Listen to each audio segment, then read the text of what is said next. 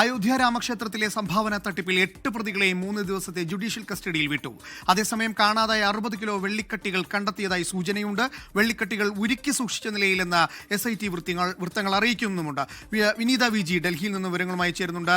വിനീത, എന്തായാലും അന്വേഷണം ദ്രുതഗതിയിൽ മുന്നോട്ട് പോവുകയാണ്. ഇപ്പോൾ ഈ പ്രതികളെയെല്ലാം ജുഡീഷ്യൽ കസ്റ്റഡിയിൽ വിട്ടിട്ടുണ്ട്. ഒപ്പം തന്നെ അറിയാൻ കഴിയുന്നത് ഈ വെള്ളിക്കട്ടികൾ കണ്ടെത്തിയതായി SIT അറിയിക്കുന്നുമുണ്ടല്ലോ.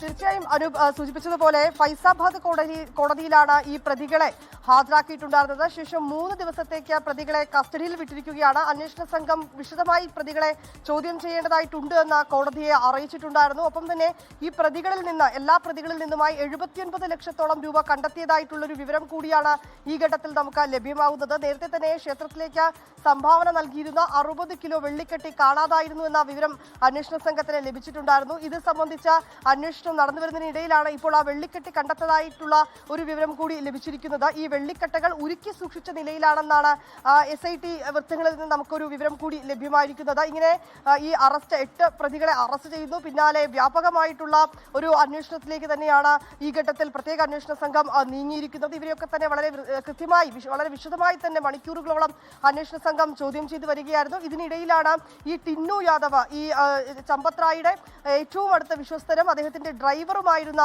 ടിന്നു യാദവിനെ അന്വേഷണ സംഘം മണിക്കൂറുകളോളമാണ് ചോദ്യം ചെയ്തത്. ചില നിർണായക വിവരങ്ങളടക്കം ടിന്നു യാദവിൽ നിന്ന് അന്വേഷണ സംഘത്തിന് ലഭ്യമായിട്ടുണ്ടായിരുന്നു. ഒപ്പം ചില CCTV ദൃശ്യങ്ങളുടെ കൂടി പശ്ചാത്തലത്തിലാണ് ഈ പ്രതികളെ വളരെ വിശദമായി ചോദ്യം ചെയ്യുകയും അവരുടെ അറസ്റ്റിലേക്കടക്കം അന്വേഷണ സംഘം എത്തുകയും ചെയ്തത്. പിന്നാലെയാണ് പ്രതികളിൽ നിന്ന് 79 ലക്ഷം രൂപ കണ്ടെത്തിയതായിട്ടുള്ള വിവരം കൂടി പുറത്തുവരുന്നത്. ഈ കാണാതെ പോയ വെള്ളിക്കെട്ടുകൾ കണ്ടെത്തിയെന്നും ഈ വെള്ളിക്കെട്ടുകൾ ഉരുക്കി സൂക്ഷിച്ച നിലയിലാണെന്നും SIT വൃത്തങ്ങൾ പറയുന്നുണ്ട്. ഇപ്പോൾ ഈ 8 പ്രതികളെയും 3 ദിവസത്തേക്ക് ജുഡീഷ്യൽ കസ്റ്റഡിയിൽ വിട്ടിരിക്കുകയാണ്. കൂടുതൽ അന്വേഷണവുമായി മുന്നോട്ട് പോകേണ്ടതായിട്ടുണ്ട്. ഒപ്പം തന്നെ ചമ്പത് റായി ഇപ്പോഴും അന്വേഷണ സംഘത്തിന്റെ റഡാറിൽ തന്നെയാണ് ഉള്ളത്. ഗുരുതരമായിട്ടുള്ള ക്രമക്കേട് നടന്നിട്ടുണ്ട് എന്ന് അന്വേഷണ സംഘം കണ്ടെത്തിയിട്ടുണ്ടായിരുന്നു. ചമ്പത് റായിയുടെ വിശ്വസ്തൻ ടിന്നു യാദവ് ഉൾപ്പെടെയുള്ളവരെ അറസ്റ്റിലായതിന് പിന്നാലെയാണ് അദ്ദേഹം ഈ ട്രസ്റ്റ് ജനറൽ സെക്രട്ടറി സ്ഥാനം ഉൾപ്പെടെ രാജിവെച്ചത്.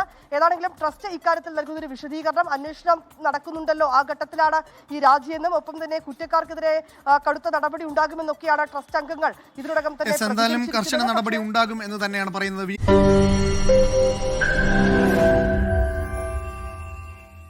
ലോകത്തെവിടെയായാലും ഏത് സമയത്തും 24 വാർത്തകളും ഓഗ്മെന്റഡ് റിയാലിറ്റി പാക്കേജുകളും എക്സ്പ്ലെയിനറുകളും വിശദമായി കാണാൻ ഞങ്ങളുടെ YouTube ചാനൽ നിങ്ങൾക്ക് സബ്സ്ക്രൈബ് ചെയ്യാം.